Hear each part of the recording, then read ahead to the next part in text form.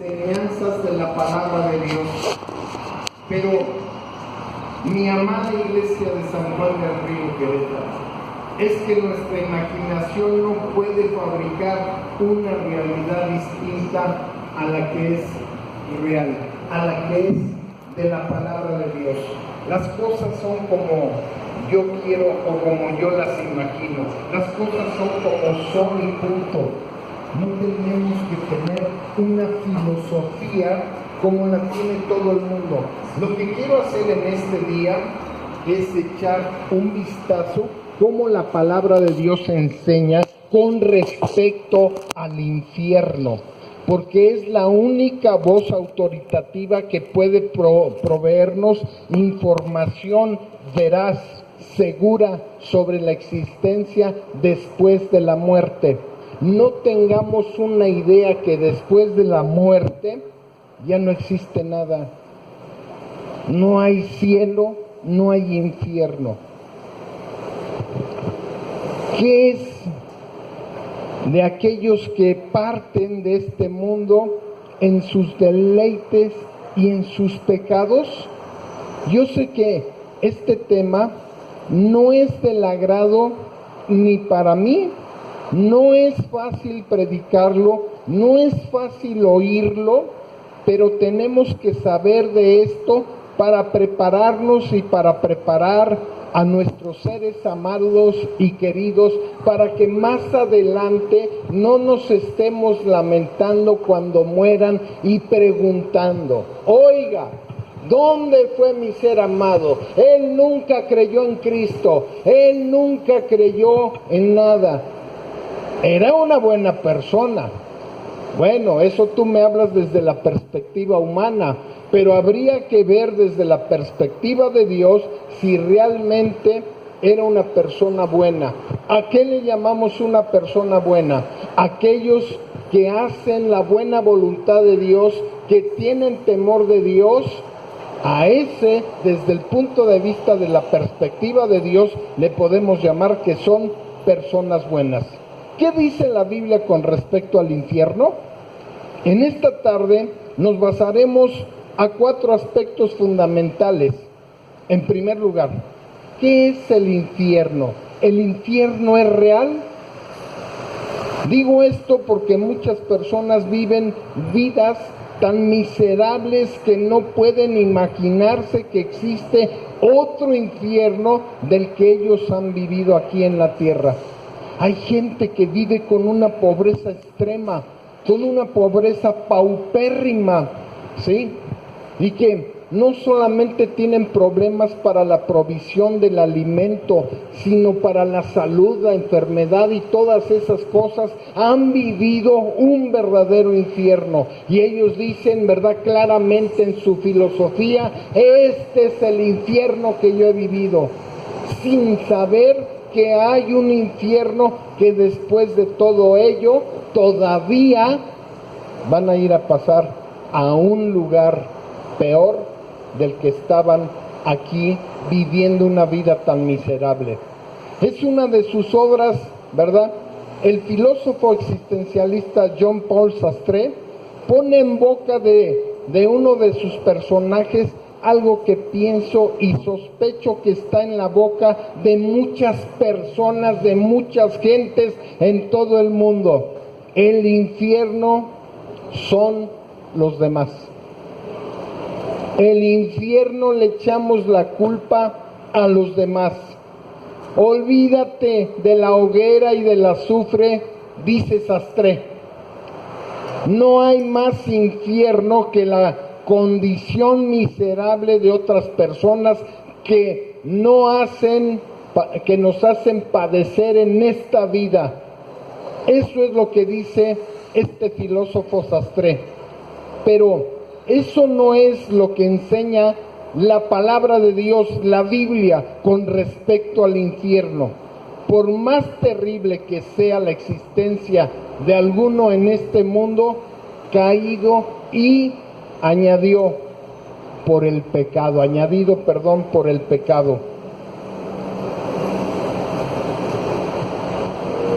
La Biblia, la palabra de Dios, presenta al infierno como un lugar real en primer lugar.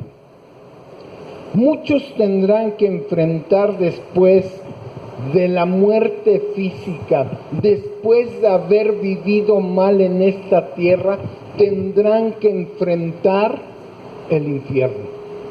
El infierno no es una metáfora. El infierno no es un cuadro simbólico de nuestros sufrimientos presentes. El infierno no es, como dijo cierta ocasión un teólogo, una experiencia interna provocada por la negativa de una persona por no abrirse al amor. No. La parábola del rico y Lázaro en Lucas 16, vaya ahí conmigo a Lucas 16. Evangelio de Lucas, capítulo 16,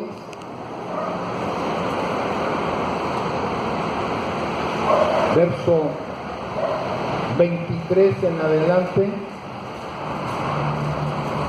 Ustedes me dicen cuando lo tengan.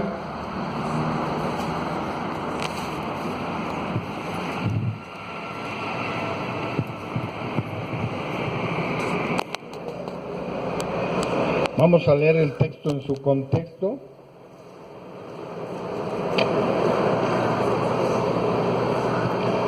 Desde el verso 19, y dice: había un hombre rico que se vestía de púrpura y de lino fino y hacía cada día banquete con esplendidez. Había también un mendigo llamado Lázaro, que estaba echado a la puerta de aquel lleno de llagas, y ansiaba saciarse de las migajas que caían de la mesa del rico, y aún los perros venían y le lamían las llagas. Aconteció que murió el mendigo y fue llevado por los ángeles al seno de Abraham, y murió también el rico y fue sepultado.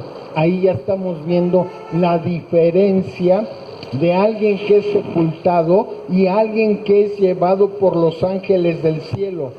Y en el Hades alzó los ojos, estando en tormento, y vio de lejos a Abraham y a Lázaro en su seno. Es decir, vio, ¿verdad?, a Lázaro en el cielo. Entonces él, dando voces, dijo: Padre Abraham, ten misericordia de mí, y envía a Lázaro para que moje la punta de su dedo en agua y refresque mi lengua, porque estoy atormentado en esta llama.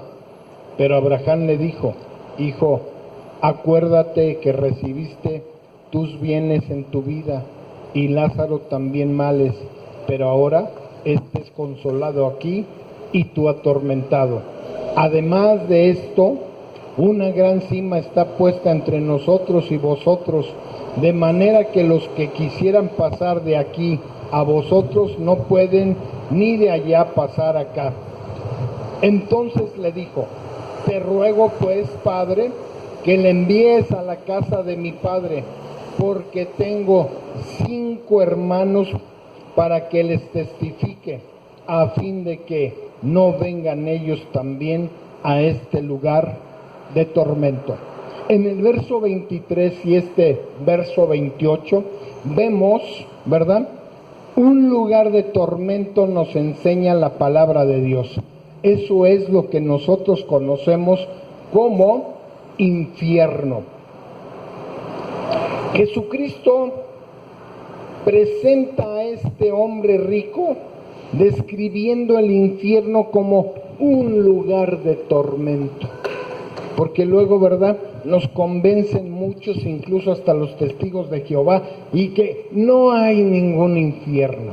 No hay, no te preocupes, ¿verdad? Y el ser humano es especialista en la cuestión pecaminosa. Como no hay infierno, le damos vuelo a la hilacha con una conducta pésima, mala. ¿Por qué? Porque nadie nos va a castigar. Porque tampoco estamos creyendo en la justicia de Dios. Esta palabra que aparece allí es la que normalmente aparece en la Biblia en el Nuevo Testamento para referirse a un lugar también. O sea, que el infierno es un lugar. También la palabra griega, topos, de donde proviene la palabra topografía, de igual manera habla de la vida y la muerte de Judas y del lugar donde él tiene su morada eterna. Y eso nos debe de llevar a pensar con mucha lucidez dónde vas a pasar la eternidad. ¿Dónde vas a pasar la eternidad? Muchos, ¿verdad? A mí me ha tocado que cuando les pregunto, ¿Judas se salvó o no se salvó? La mayor parte de las personas dicen, sí se salvó. No es verdad, por supuesto que no se salvó, porque una cosa es el arrepentimiento y otra cosa es el remordimiento.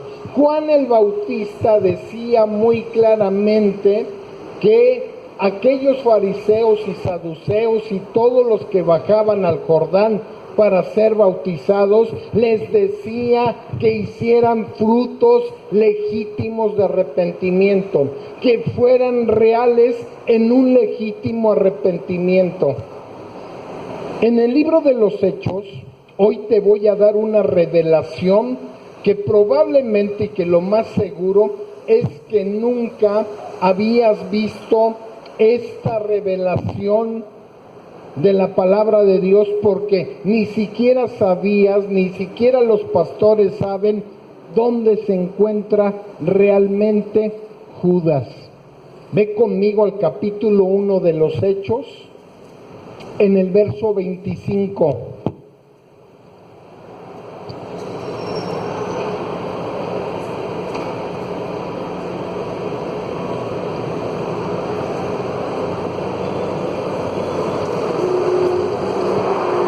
Tú me dices si lo tienes. Y dice, para que tome la parte de este ministerio y apostolado de que cayó Judas por transgresión para irse a su propio, ¿sabes de qué está hablando? Del infierno. Se fue a su propio lugar. Por eso incluso cuando tú oigas predicaciones que cuando una persona se suicida o hace uno de esos actos de cobardía y que te digan que se fue al cielo porque conocía la palabra de Dios, eso es mentira. Yo te voy a decir, Judas anduvo casi 3 años con el Señor Jesucristo. Él vio los prodigios, los milagros. Él vio las prédicas, la ministración que el Señor Jesucristo le daba a las personas. Sin embargo, la revelación de la palabra de Dios dice que por sus transgresiones Él se fue a su propio lugar. Él se fue al mismísimo infierno. Las personas que se suicidan, las personas que no tienen un legítimo arrepentimiento y las personas que no son nacidas de nuevo, por supuesto que se van a ir al infierno. Nadie de nosotros indiscutiblemente mientras estemos en vida conocemos quién es nacido de nuevo y quién no es nacido de nuevo. Porque déjenme decirles, casi la mayoría de nosotros los cristianos tenemos una fuerte lucha, ¿sí? Todos los días estamos luchando por ser mejores hombres, por ser mejores mujeres, por el nacimiento de nuevo, por tener la seguridad de que nos vamos a ir a los cielos, a la presencia misma donde el Señor Jesucristo se encuentra. Por supuesto que esas personas que están luchando y batiéndose son las personas que el apóstol Pablo está diciendo que ellos han entrado a una maratón y que necesitan ellos terminar esa maratón para que puedan terminar esta carrera e ir a los cielos. Luego de quitarse la vida, fue a su propio lugar, y como lo traduce alguien, se fue a donde merece estar. Se fue a donde merece estar, y a esto le llamamos justicia. A esto es justicia, que cada quien reciba lo que se merece. ¿Sí? ¿Cuántas veces nosotros, verdad, hemos clamado por justicia? ¿Cuántas veces en el corazón, cuando vemos injusticias, cuando vemos, verdad, perversidad en las personas, ay Señor, ¿por qué permites esto? A veces es un reclamo, pero es un reclamo porque estamos clamando justicia, que cada quien reciba lo que se merece. El infierno es un lugar real creado por Dios, y creemos que se encuentra bajo la tierra, pero que a ciencia cierta, definitivamente nadie lo sabe. Durante la Edad Media era como un pensar que el cielo se encontraba en un lugar encima de nosotros y el infierno en algún lugar debajo de los pies de nosotros. Era muy difícil. Hace algunos años, un periódico finlandés, en la década de los 80, un científico ruso dijo que había encontrado el mismísimo infierno, supuestamente perforando un pozo en Siberia. Esto fue muy famoso, todo mundo abrió ahí en el Face, ¿verdad?, esta información. Un pozo de 14,5 kilómetros de profundidad y con un aparato receptor ultrasensible había registrado el sonido de millones de voces humanas gritando en angustia, gritando en angustia. ¿Verdad que sí lo han oído? ¿O sí ya lo llegaron a ver algunos? ¿Lo han visto este video en las redes sociales? Levántenme la mano, ¿quiénes? Mari, ¿los demás no?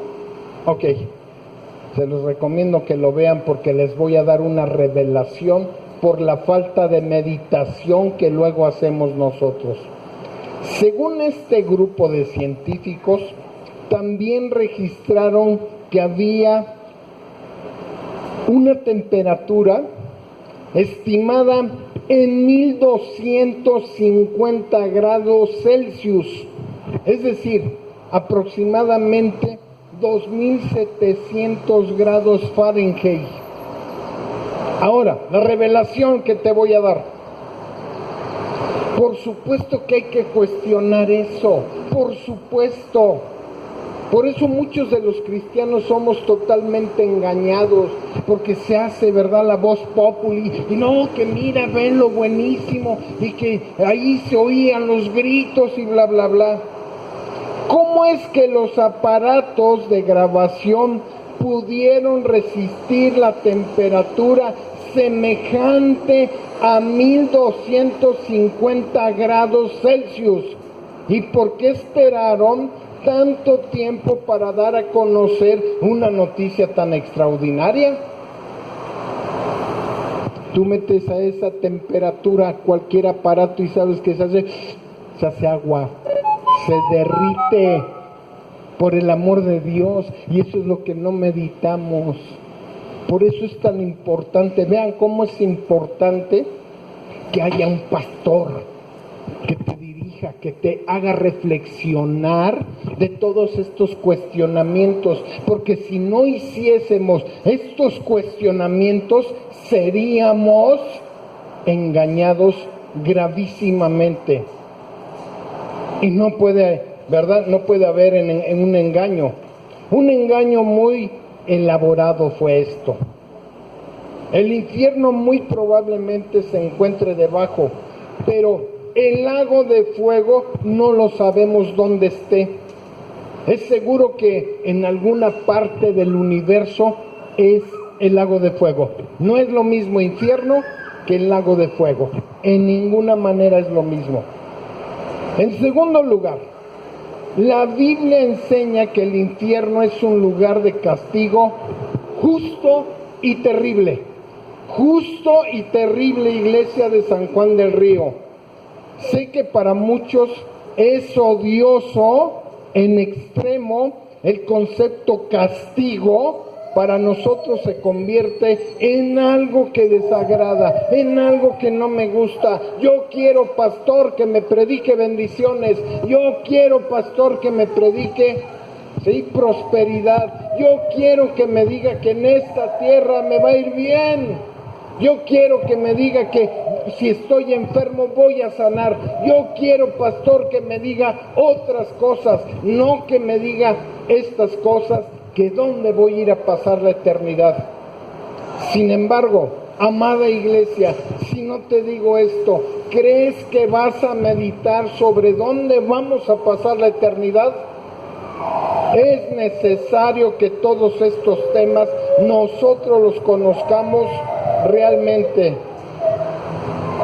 Muchas personas consideran que castigar es barbárico, es primitivo, algo que no es digno de una sociedad civilizada.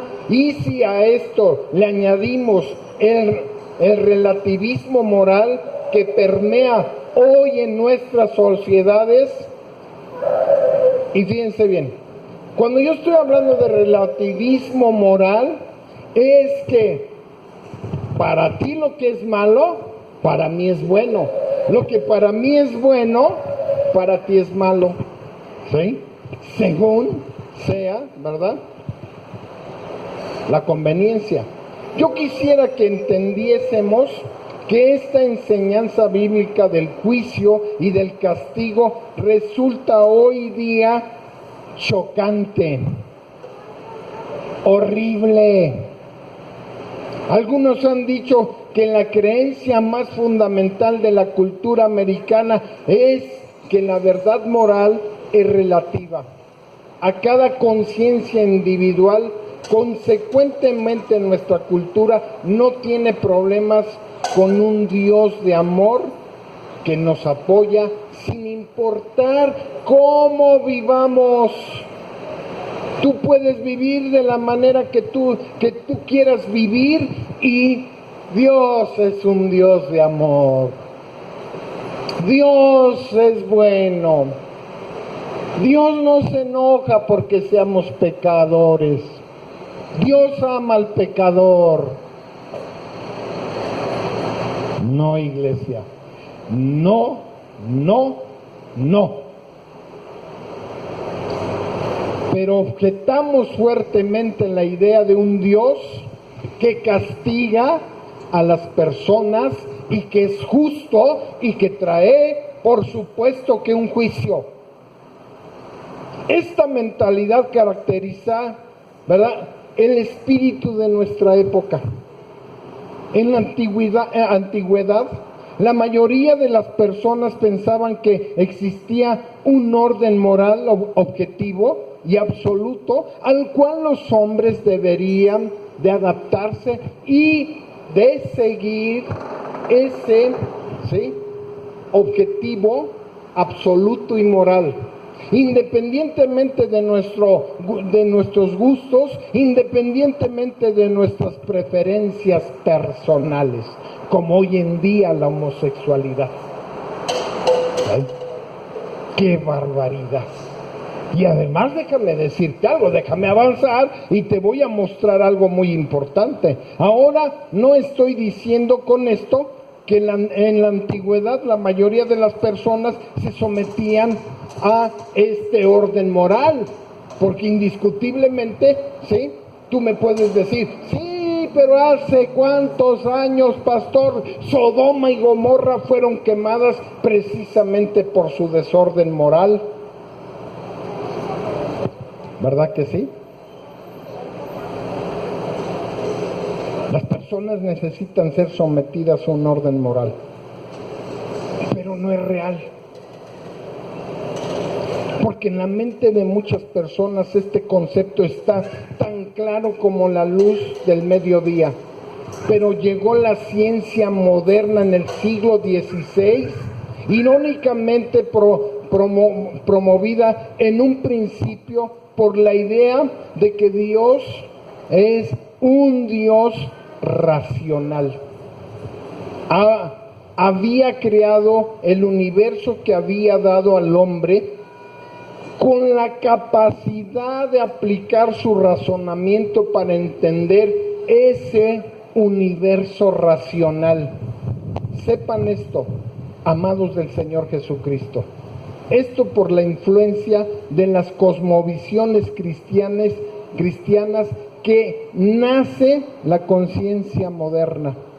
Pero poco a poco se empieza a desarrollar en el hombre moderno la mentalidad de que la ciencia es el único medio para poder conocer con certeza las cosas. Por eso los gnósticos, lo que no se puede probar por la ciencia no se puede conocer. Los gnósticos. Y muchos llegaron a pensar también que la ciencia podía aplicar para transformar el orden natural a nuestra conveniencia. Y eso fue lo que se logró hoy en día en el siglo XXI. De manera que ya no tenemos que controlar nuestros deseos para que encajen con la realidad. Ahora podemos transformar la realidad para que encaje con nuestros deseos. Eso es lo que hace, ¿verdad?, la inmoralidad, lo que hacen los homosexuales, las lésbicas.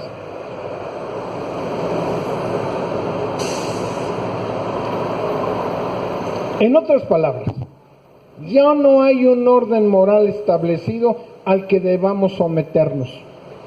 La Biblia, la palabra de Dios. Ahora corresponde a cada individuo o a cada conglomerado o sociedad decir lo que está bien y decir lo que está mal. Hoy nos dicen que para que se case un hombre con un hombre se llama la ley de la convivencia. Dios estableció todo lo contrario. Todo lo contrario. El aborto, la homosexualidad, las drogas, el sexo. Imagínate cada una de las personas que ha comprado esta religión, porque quiero decirte esto, que esto es religión. Y por eso es que un homosexual te dice, respeta mis derechos. Alguien que no se casa te dice, respeta mis derechos, ¿verdad? Y vive en fornicación y en adulterio. El aborto, respeta el derecho al aborto, cuando realmente es un asesinato, porque desde cuando tiene vida, en el momento que hay fecundación, dice, mi embrión vieron tus ojos. Es un asesinato. Imagínate nuevamente, te lo digo, imagínate quien ha comprado esa religión. Imagínate una persona de estas, ¿verdad?, religiosas que ha comprado esta filosofía y que opina. Te voy a dar un ejemplo. Que el sexo entre dos hombres es perfectamente apropiado. Que el sexo fuera del matrimonio y la promiscuidad son perfectamente apropiadas, porque el sexo es una inclinación natural del hombre. ¿Cómo crees que va a reaccionar un individuo cuando le digas por medio de la Biblia que algún día Dios castigará a la homosexualidad, que algún día Dios castigará la fornicación, que algún día Dios castigará la homosexualidad. ¿Sabes cómo reaccionan? Reaccionan violentamente, reaccionan contra ti, porque precisamente se ha perdido todos esos valores. Y hoy en día la sociedad nos malvé, nos maldice. ¿Por qué? Porque somos hombres de Dios, mujeres de Dios, que tenemos un principio moral de parte de Dios.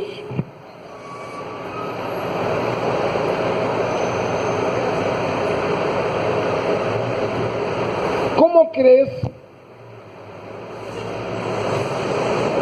que nos ven esas personas? ¿Cómo crees que reaccionen cuando tú le digas por medio de la Biblia que Dios castigará a todas estas personas? ¿Cómo reaccionarán estas personas? Se van a sentir altamente ofendidas, se van a sentir abusadas porque se han pisoteado sus derechos. Cuando tú a una persona, un homosexual, le dices que eso es contra naturaleza, tal como lo dice la palabra de Dios en el libro de los Romanos, en el capítulo 1, se siente ofendida, se siente que eres un malvado y que has pisoteado sus derechos. Por eso mucha gente no entiende la cuestión de la justicia. Ellos en su religiosidad y